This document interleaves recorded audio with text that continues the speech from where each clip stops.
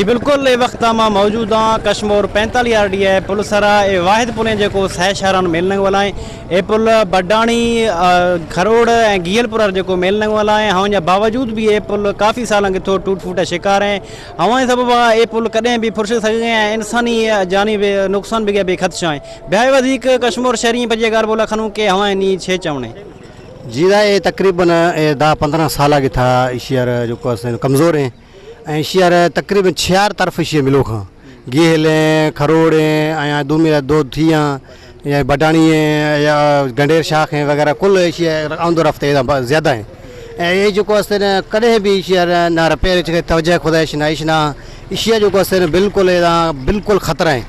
इधर कहीं भी टाइम में जानी नुकसान बिगो सके जमल जो किरसा कथा तो बाद नुकसान अची भी माला अक्सर ये मुतालबा मेहरबानी खने आवाम जीआर जो पुला ठाया दिया आउं तरफ ज़्यादा है अशिया जो जल्दी बहाल खना बिना पुला ये मोकमा आपाशी हमारे नायली हमारे सबूत है करप्शन है। सिंध गवर्नमेंट है तो फंड मंजूर भी लेकिन हमारा करप्शन है नज़र हमारा शह सांभो ही है।